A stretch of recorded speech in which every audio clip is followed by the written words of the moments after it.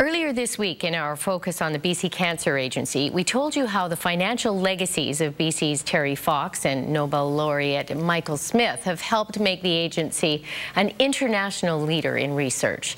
Tonight, we focus on the ongoing contribution of BC's other marathon hero.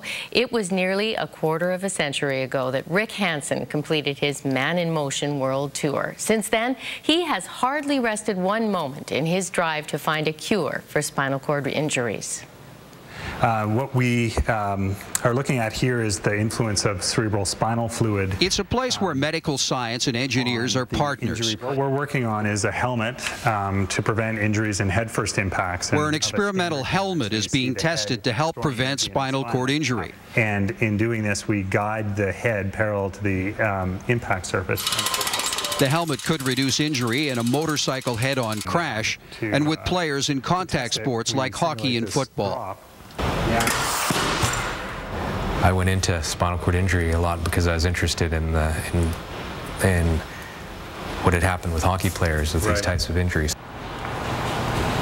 This is the Rick Hansen Institute and I-Cord Center, where researchers are leading the world in spinal cord research, searching for a cure and trying to get people in wheelchairs up walking again.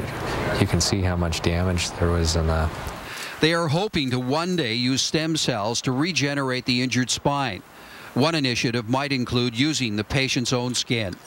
We're actively pursuing a particular kind of stem cell that you can actually get from your skin, which really opens up the opportunity to maybe even take a patient's own stem cells and be able to transplant that back into their spinal cord at a later date. In the rehab area, patients can slowly retrain the spinal cord to experience movement again. It helps improve muscle function and quality of life and can be a real step forward for people who have some leg movement. The Canadian-made Rejoice arm is another tool to train the arms to function again. All of it hope for spinal cord injured patients who believe science will someday give them back some mobility. Look at that score. It's great. It really gives you a sense of hope that, you know, if everybody across Canada and around the world treated patients that way, that there'd be more chances of people to walk away again or to have better outcomes or prognosis. And this is really exciting for me. When Rick Hansen was injured, medical science wasn't on his side. It was the same for former Vancouver Mayor Sam Sullivan. If his accident happened years later, he might have been able to stand and wave the Canadian flag at the Olympic ceremonies in Torino.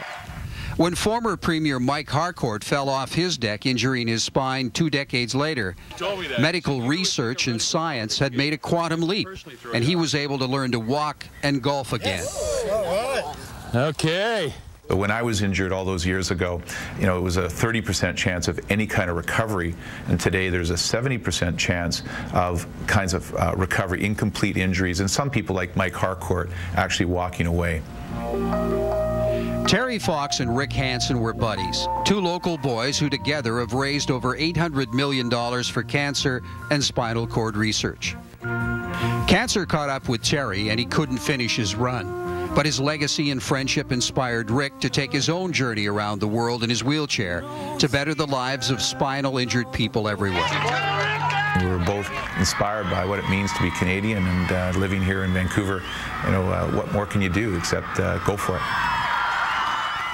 The 25th anniversary of Hansen's journey is near, and in a couple of weeks he'll undertake a second Man in Motion tour to several countries he visited years ago. Although this one is symbolic, his big hope this time, in addition to raising awareness, is to bring spinal cord registries and tissue banks around the world together under one roof in Vancouver, believing that collaborative research will move us closer to a cure.